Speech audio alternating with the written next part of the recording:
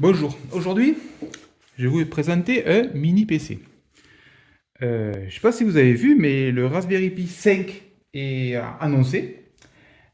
J'étais parti pour le commander et quand j'ai vu que qui coûtait avec un starter kit, c'est-à-dire le boîtier, son boîtier, oui, la carte Raspberry Pi 5, l'alimentation et le câble HDMI pour 100 balles à peu près, ou 110 balles, voilà, sur Cubi, sur le site officiel.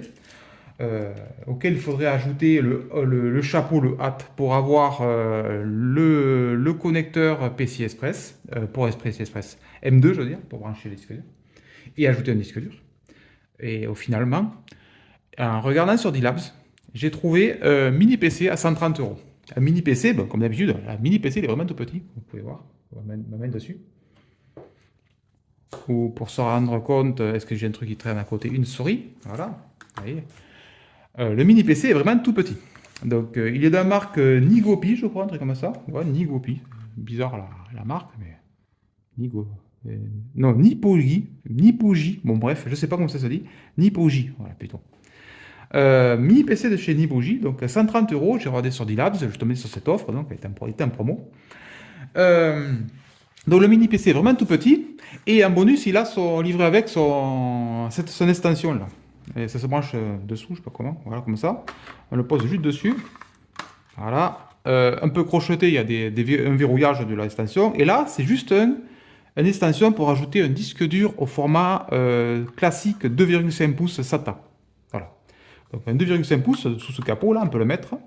C'est très pratique. Voilà. Donc, et par défaut, il n'a pas besoin, puisqu'il est livré avec un SSD au format M2 qui est directement incorporé. C'est un format M2 SATA de 256 Go qui était. Et il a 8 Go de RAM de DDR4 avec une barrette qui est à part dessous en fait. Donc ce mini PC, donc pour à peu près le prix de Pi 5, était basé sur un Intel N95. En fait, vous voyez Alder Lake, Intel 12000.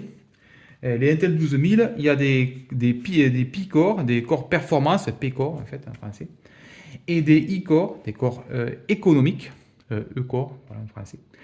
Et les P-Core sont en gros un cœur assez gros et qui est hyper threadé. C'est-à-dire un cœur fait 2 threads. Et à côté, pour la même taille qu'un P-Core, on a 4 E-Core. En gros, c'est ça. L'équivalent en taille de silicium sur la puce, c'est un P-Core, un corps performance égale 4 corps économiques. Les corps économiques ont été créés pour quand on ne fait rien sur Windows, on ne fait rien, on ne fait pas grand-chose, des trucs légers, du surf par exemple sur le net. N'allume pas les cœurs performance et les PC consomment moins. Donc ce PC, le N95, c'est bêtement 4 P-cœurs. Pas P-cœurs. C'est simplement 4 corps économiques, corps e-core. Donc. Des corps économiques, donc il n'a pas de P-core, il n'a que des corps économiques de chez Alder Lake. Mais pour information, ces cœurs économiques sont assez puissants puisqu'ils sont équivalents à ceux de i5 10000. Donc, pour des petits cœurs dits économiques, ils envoient quand même pas mal. Et donc, le N95, c'est un 15 watts de TDP. Donc, il consomme vraiment pas grand-chose. Et l'alimentation, il me semble que c'est une 24 watts, un truc comme ça. Donc il est composé. Il est surélevé pour l'aération. Il souffle sur le côté là, mais il souffle très très légèrement. Et il est à peine audible. Il est vraiment super silencieux. Il n'y a rien à dire là-dessus.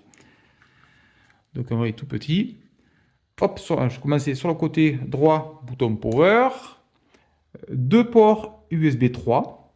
Un port USB 2. À l'arrière, il y a un deuxième port USB 2. Alimentation, qui est fourni bien entendu. 2 ports HDMI.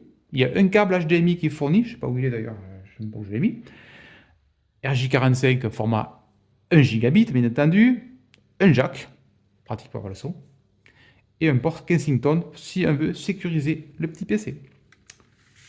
Je vais vous le démonter. Donc pour le démonter, il me faut... Hop, je suis en train de chercher un truc. Qu'est-ce que je peux prendre pour démonter ça? En gros, il faut enlever les 4 patins là. Voilà, comme ça. Hop. voyez le port USB-C qui est là, c'est le port pour l'extension, pour ce truc-là. Et il est fourni, j'ai oublié de le dire, mais avec un truc pour le brancher derrière, c'est un port VESA, pour le brancher derrière un moniteur ou une télé. Ça, c'est pratique. Pourtant, je l'ai déjà démonté, je précise, puisqu'il n'y a pas le SSD d'origine dedans. Il est livré sous Windows 11 Pro. Donc sur le petit SSD M2 250 Go, il est livré sur Windows 11 Pro. Et là, pour mes tests, parce que je ne veux pas me servir sur Windows, moi, de ce PC, je voulais m'en faire pour une machine d'émulation. Donc il est sous Batocera. Donc j'ai mis mon M2 Batocera. Vous allez voir quand je vais ouvrir. J'allais essayer d'ouvrir alors que j'ai même pas dévissé, bien entendu. Il faut une toute petite vis pour atteindre cruciforme, pour atteindre les vis qui sont vraiment tout petites dedans, vous voyez.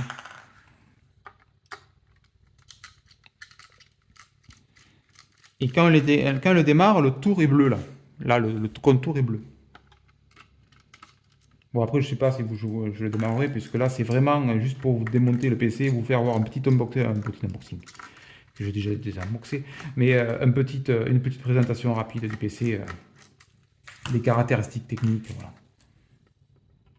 Par contre, sur N95, je remarque, c'est que j'ai des mini PC au format un peu plus grand, ils sont plus grands, c'est les HP ou Lenovo là que je vous ai déjà présenté sur la chaîne, et qu'ils avaient du dual channel, alors que le N95 n'a pas de dual channel. Je trouve ça dommage. Ah voilà, c'est démonté. Donc il suffit d'enlever voilà, le connecteur pour, là on voit qu'il y a une petite LED qui éclaire là, et qui donc fait le tour, tout simplement. Et voilà, la mini PC. Donc tout simple, le port M2 qui est là.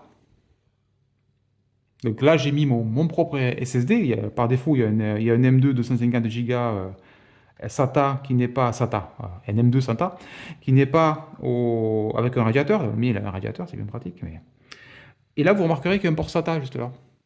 Et je pense que ce port SATA est partagé avec le M2. Et là, pour info, mon M2, il est au format PCI Express. Donc c'est bien, ça supporte les deux. Ça supporte le M2 SATA et M2 PCI Express. Ça, c'est très pratique. Et c'est vraiment pas mal. Vous voyez comme il est fait le PC? Je demande tout plus loin. J'en profiterai pour mettre de la pâte thermique de meilleure qualité peut-être. Parce que là, ils ont dû faire les sagouins, la pâte thermique, je présume. Allez, je démonte la carte mère. Je suis pas censé le faire, mais c'est pour vous faire voir. Hop, il n'y a que deux vis qui tiennent. D'après ce que je viens de voir. Voilà. Ouais, c'est bien ça. Oula. C'est quoi qui tient? Oula, putain, c'est les antennes. Faut pas les casser, surtout.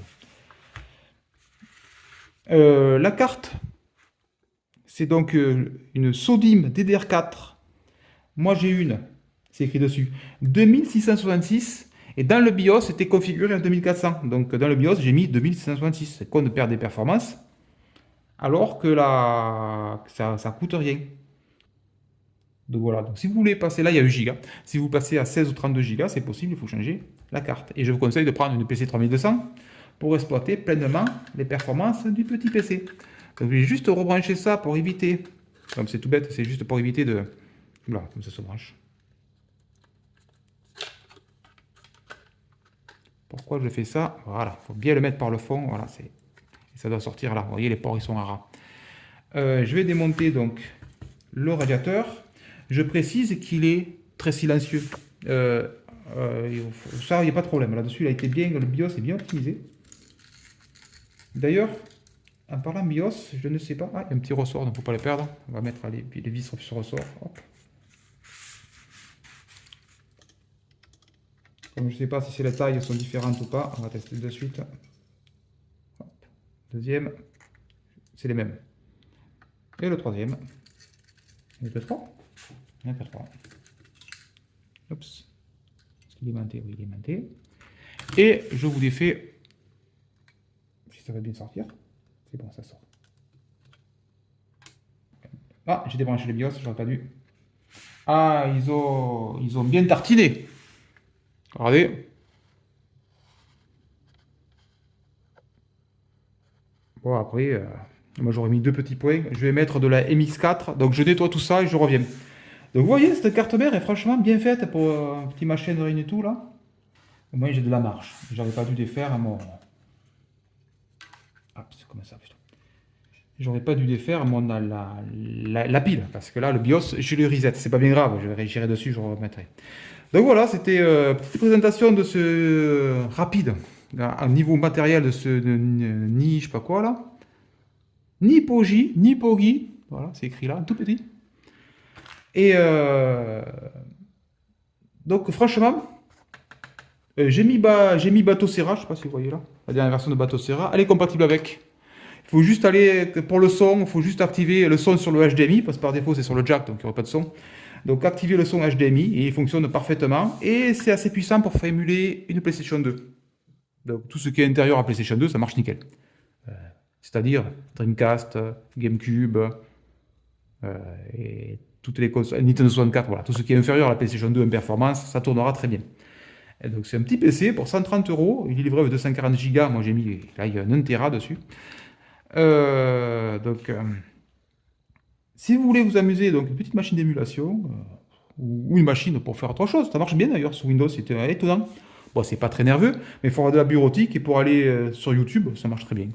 Donc pour 130 euros, franchement, je pense que je ne regretterai pas de ne pas avoir pris le Pi 5. J'aurais bien aimé prendre le Pi 5 puisque, pour m'amuser avec, comme font beaucoup de monde, mais le rapport qualité-prix est meilleur là-dessus que sur le Pi 5. Voilà, c'est tout ce que je voulais dire.